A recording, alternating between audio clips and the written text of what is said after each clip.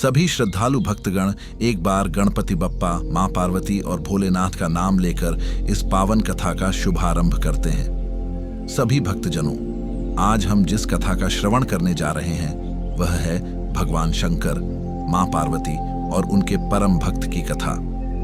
यह कथा हमें यही शिक्षा देती है कि अगर श्रद्धा और विश्वास के साथ कोई भी कार्य किया जाए तो भगवान उसके सभी कष्टों को हर लेते हैं और उसे अतुल्यनीय सुख समृद्धि प्रदान करते हैं। सोमवार का व्रत सर्वार्थ सिद्धि प्रदायक है। इसे करने से मनुष्य के सभी मनोरथ पूर्ण होते हैं। अब हम इस व्रत को करने की विधि के बारे में जान लेते हैं, फिर कथा का श्रवण करेंगे। सोमवार व्रत करने की विधि। भक्तों, सोमवार का व्रत बहुत ही सरल और फलदायी है। इस व्रत को प्रारंभ करने के लिए सर्वप्रथम संकल्प लेना चाहिए। संकल्प यह होता है कि हे भोलेनाथ, मैं आपकी कृपा से अमुक कामना की पूर्ति के लिए या आपके प्रति श्रद्धावश 16 सोमवार या जीवन भर सोमवार का व्रत रखूंगा। यह व्रत सुबह ब्रह्म मुहूर्त में उठकर प्रारंभ होता है। स्नान आदि से निवृत्त होकर स्वच्छ वस्त्र धारण करने चाहिए। पूजा स्थल को शुद्ध करके वहां एक चौकी पर लाल या सफेद वस्त्र बिछाएं। उस पर भगवान शिव का पंचधातु का शिवलिंग या प्रतिमा स्थापित करें। उन पर जल, दूध, दही, घी, शहद और शक्कर से बना पंचामृत चढ़ाएं। फिर गंगा जल से शुद्धिकरण करें। उसके बाद बेलपत्र, आँख के फूल, धतूरा, भांग, चावल, सफेद चंदन आदि चढ़ाएं। धूप, दीप, नैवेद्य अवश्य अर्पित करें। फिर ऊं नमः शिवाय का जाप करें और कथा का श्रवण करें। पूरे दिन व्रत रखकर केवल फलाहार ग्रहण करें। शाम को फिर से भगवान शिव की आरती करके प्रसाद ग्रहण कर सकते हैं। रात्रि में भजन कीर्तन करना चाहिए। अगले दिन सुबह स्नानादि के बाद पूजा करके ब्राह्मण या गरीबों को भोजन कराकर या दान दक्षिणा देकर अपना व्रत खोलना चाहिए। व्रत खोलने की विधि। भक्तों, व्रत का पारण यानी व्रत खोलना भी उतना ही महत्वपूर्ण है जितना व्रत रखना। सोमवार का व्रत अगले दिन सूर्योदय के बाद ही खोलना चाहिए। सर्वप्रथम स्नान करके भगवान शिव की पूजा अर्चना करें। फल, मेवा आदि का भोग लगाएं। उसके बाद पंचामृत या जल ग्रहण करके व्रत खोलें। कोशिश करें कि व्रत का पारण सात्विक भोजन से ही करें। बहुत से भक्त व्रत के अगले दिन भोजन में नमक नहीं खाते। यह एक अच्छी परंपरा है। व्रत के बाद किसी जरूरतमंद को अन्न, वस्त्र या दक्षिणा का दान अवश्य करें। ऐसा करने से भगवान शिव की कृपा सदैव बनी रहती है। सोमवार व्रत के लाभ। भक्तों, इस व्रत को करने से अनेकों लाभ होते हैं। जिन कन्याओं के विवाह में विलंब हो रहा हो उन्हें यह व्रत अवश्य करना चाहिए। जिन्हें संतान सुख की प्राप्ति नहीं हो रही उन्हें यह व्रत करना चाहिए। धन की कमी हो, रोग शोक हो, शत्रुओं का भय हो, सभी प्रकार के भय इस व्रत को करने से दूर हो जाते हैं। मन की सभी इच्छाएं पूर्ण होती हैं। आत्मविश्वास बढ़ता है और जीवन में सुख, शांति और समृद्धि का वास होता है। भगवान शिव की असीम कृपा भक्त पर बनी रहती है। दोष दूर करने की विधि। भक्तों, कई बार अनजाने में ही सही व्रत या पूजा में कोई त्रुटि रह जाती है, कोई दोष हो जाता है। जैसे बेलपत्र गिर जाना, पूजा का समय निकल जाना या फिर व्रत में कोई भूल हो जाना। उससे घबराने की आवश्यकता नहीं है। भगवान शिव भोले हैं। वे अपने भक्त की छोटी मोटी भूल को माफ कर देते हैं। फिर भी अगर मन में कोई संकोच हो तो अगले सोमवार को विधिवत पूजा करते समय भगवान शिव से क्षमा याचना करें। हे भोलेनाथ, अगर अनजाने में कोई त्रुटि हुई हो तो कृपया उसे माफ कर दें। ऐसा कहकर फिर से पूरी श्रद्धा के साथ पूजा अर्चना करें। रुद्राभिषेक करवाने से सभी प्रकार के दोष दूर हो जाते हैं। महामृत्युंजय मंत्र का जाप करने से भी सभी तरह के दोष और बाधाएं दूर होती हैं। भक्तों, अब हम कथा का श्रवण करते हैं। प्राचीन काल की बात है। एक नगर में एक साहूकार रहता था। उसके घर में धन धान्य की कोई कमी नहीं थी, परंतु उसके कोई संतान नहीं थी। इस बात से वह और उसकी पत्नी बहुत दुखी रहते थे।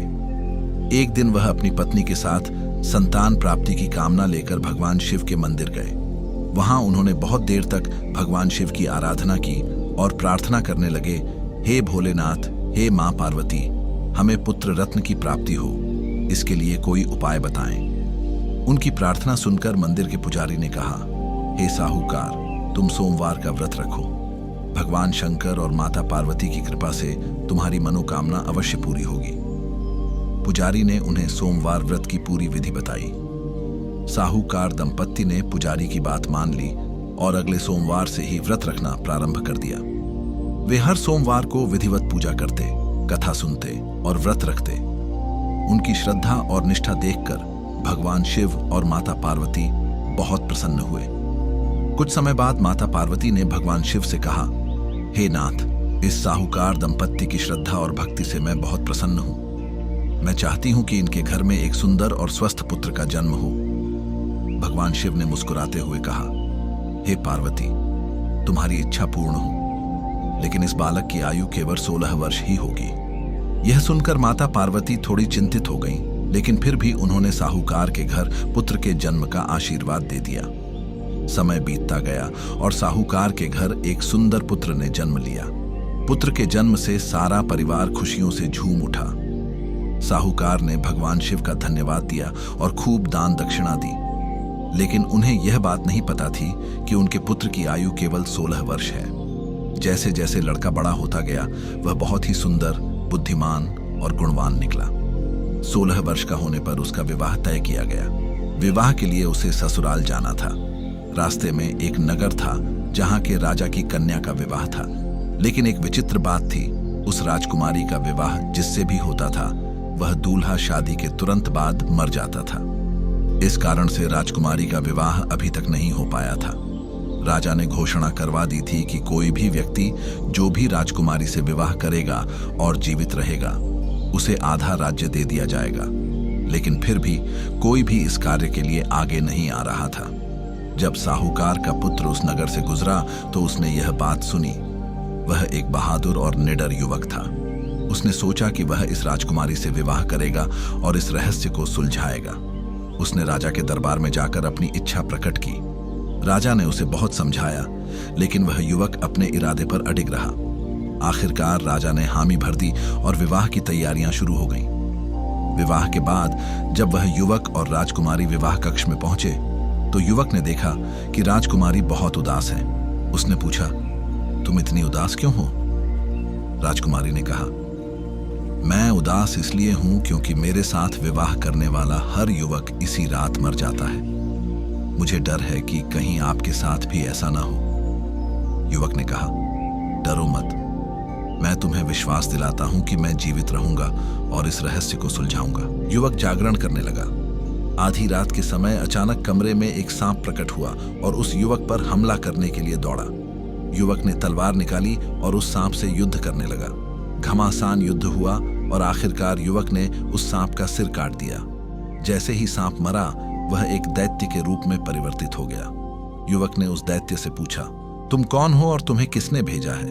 दैत्य ने कहा, मैं एक दैत्य हूं और मुझे एक तांत्रिक ने भेजा है।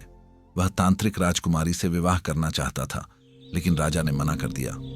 इस कारण उसने मुझे भेजकर सभी दूल्हों को मारने का प्रयास किया। तुमने मुझे मारकर राजकुमारी और इस राज्य को एक बड़े संकट से बचा लिया है। इतना कहकर वह दैत्य वहीं पर भस्म हो गया। अगली सुबह जब सभी लोगों ने देखा कि युवक जीवित है और राजकुमारी सुरक्षित है, तो सारे नगर में खुशी की लहर दौड़ गई। राजा बहुत प्रसन्न हुआ और उसने अपना आधा राज्य युवक को दे दिया और राजकुमारी का हाथ उसके हाथों में सौंप दिया। युवक और राजकुमारी सुखपूर्वक रहने लगे, लेकिन युवक को अपने माता पिता की चिंता हो रही थी। उसने सोचा कि वह उन्हें लेने जाएगा। वह अपनी नई पत्नी के साथ अपने नगर की ओर चल पड़ा। रास्ते में एक शिव मंदिर आया। युवक ने मंदिर में जाकर भगवान शिव की पूजा की। पूजा करते करते उसे नींद आ गई और वह सो गया। उसी समय भगवान शिव और माता पार्वती वहां प्रकट हुए। माता पार्वती ने भगवान शिव से कहा, हे नाथ, अब इस बालक की आयु पूरी हो चुकी है। आपने तो कहा था कि इसकी आयु केवल 16 वर्ष होगी। अब इसकी आत्मा को वापस लेने का समय आ गया है। भगवान शिव ने कहा, हाँ पार्वती, तुम ठीक कह रही हो, लेकिन देखो, इसने अपनी बहादुरी से न केवल अपनी जान बचाई, बल्कि एक पूरे राज्य को दैत्य के आतंक से मुक्त किया है। इसने इस शिव मंदिर में आकर मेरी पूजा भी की है। मैं इसे अब अमर कर देता हूं। इसकी आयु अब अमर होगी और यह चिरंजीवी रहेगा। यह कहकर भगवान शिव ने युवक पर अमृत की वर्षा कर दी। जब युवक की नींद खुली तो वह अपने आप को पहले से अधिक ऊर्जावान और ताकतवर महसूस कर रहा था। उसे समझ में आ गया कि भगवान शिव की कृपा से उसे नया जीवन मिल गया है। वह अपनी पत्नी के साथ अपने घर पहुंचा। उसके माता पिता ने उसे देखकर खुशी से आंसू बहाए। उसने सारा किस्सा अपने माता पिता को सुनाया। साहूकार दंपत्ति ने भगवान शिव का लाख लाख धन्यवाद दिया। उन्होंने समझ लिया कि उनके पुत्र को लंबी आयु का वरदान सोमवार के व्रत और भगवान शिव की कृपा से ही मिला है।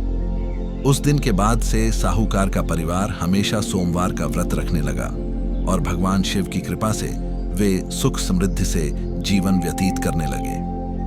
महाराज श्री कहते हैं, भक्तों, इस कथा का सार यह है कि भगवान शिव अपने भक्तों पर सदैव कृपा बनाए रखते हैं। वे उनके सभी कष्टों को हर लेते हैं और उन्हें अभयदान देते हैं। सोमवार का व्रत श्रद्धा और विश्वास के साथ करने से जीवन के सभी संकट दूर हो जाते हैं और मनोकामनाएं पूर्ण होती हैं। ओम नमः शिवाय। हर हर महादेव। भक्तों, इस प्रकार सोमवार व्रत की कथा पूर्ण हुई। आशा है कि आप सभी ने इस कथा को श्रद्धा से सुना और भगवान शंकर की कृपा आप सभी पर बनी रहे।